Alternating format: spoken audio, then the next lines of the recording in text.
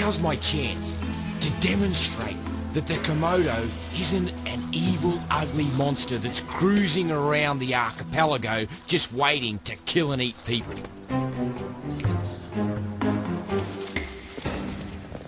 There's a lot of Komodos around. They're in and out of the nest, looking for eggs. Some of them are feeding, some of them are waiting their turn.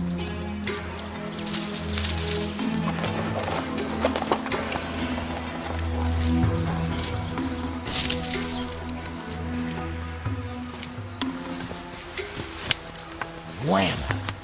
Licks me right on the face. Licked on the face by a Komodo dragon. There's Komodos everywhere. This one's coming in. They seem to all be hungry. They're checking me out. Luckily enough, I don't think I smell too good. I don't smell like a normal food source. But if I bleed, they're gonna come from everywhere and just start ripping right into my carcass. I'm cautious, and for good reason. The Komodos have bacteria in their saliva which will kill large mammals. They've got great sight, hearing and smell with their forked tongue, and they're circling all around me. And I'm prepared to hold my ground. I'm the species coordinator for varanids, which are the goanna-like lizards that roam our Earth. Australia has the biggest stronghold of goanna species in the world, and to come one-on-one with these Komodos is a huge learning curve. The knowledge that I'm picking up here, I'll be able to send across the world in the scientific manuscripts that I write. They are really interested. Luckily, they don't take a test bite, because their teeth cut like razors. And the first smell of blood, all of these lizards would be right on top of me. These two are having a standoff. You can see they're puffing up their throats. It's a fight. It's two young males and they're fighting. Got a fight on our hands. They're teenagers. They're not adults. They're having a standoff and then they go chest to chest. Very powerful animal.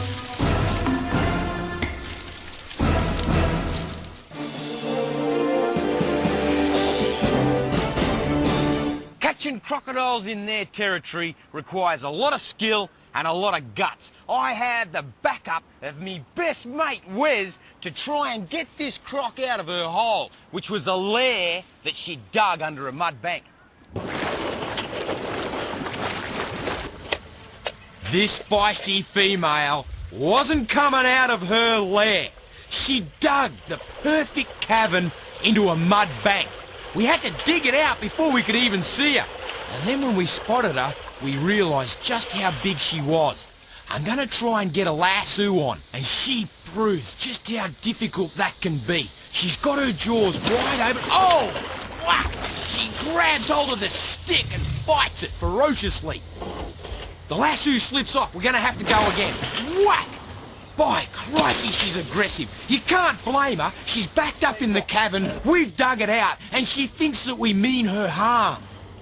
Thank goodness she doesn't just charge out and grab me by the leg. But crocodiles aren't evil monsters. She's just protecting her home. Now that we've got the top jaw rope on, she's struggling. She's trying to use her body, her legs, to fight and to resist. This bag will give her something to chomp on and cover her eyes.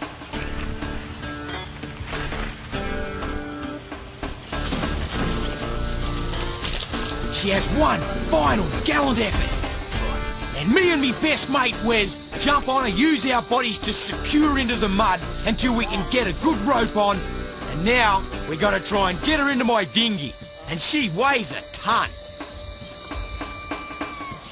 The sticky, grease-like mud and the incline of the bank has made this one of our more difficult captures. Thank goodness I've got my best mate Wes helping. Although it feels like I'm trying to lift him and the croc in my dinghy.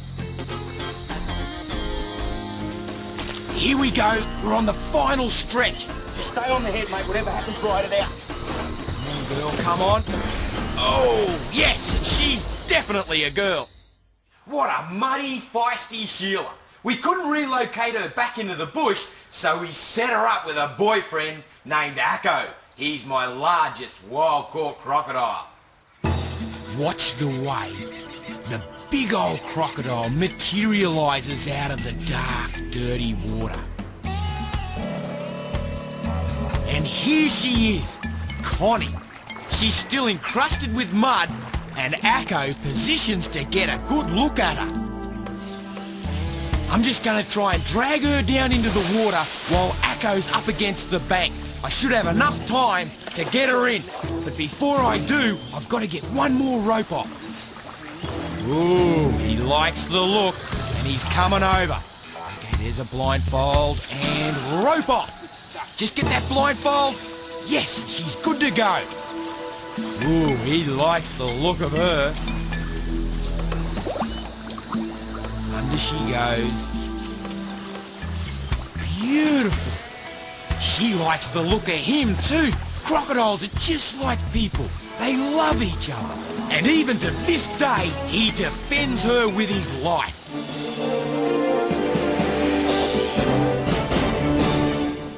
Rattlesnakes would have to be one of Steve's very favorite animals. And while he was checking out the timber rattler in the United States, he had a very dangerous moment. Now there's rattlesnakes all around, and he's picking them up one after another and so excited about what he's doing when all of a sudden he hears the sound. And the rattle goes off. Now the rattlesnake has heat-sensing pits. It can tell a 0.4 degree temperature variance. The rattlesnake Steve didn't notice was right between his legs. And guess where the warmest spot is? You bet. With fangs poised and an ability to inflict a necrotic-type bite, Steve was more than a little bit worried in this dangerous moment.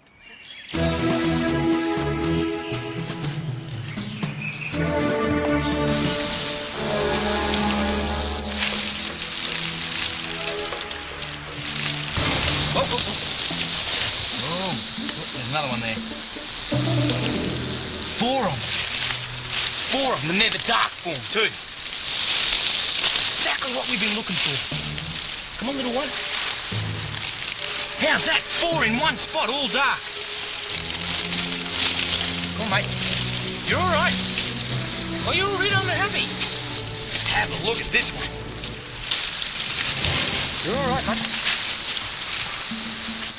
Now, this is the darker colour. Sometimes when you get up into the higher elevations, they'll get darker. It enables them to heat up a lot quicker. And this is a little fat female one. A little girl one. You know, the fascinating thing with the female timber rattlesnake is that they may only reproduce 2-3 times in their entire life.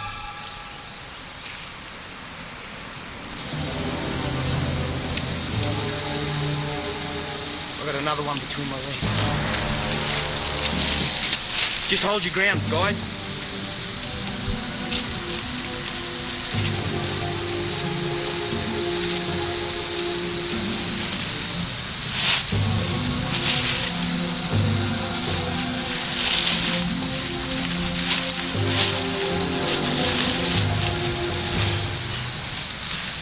I'm coming down there.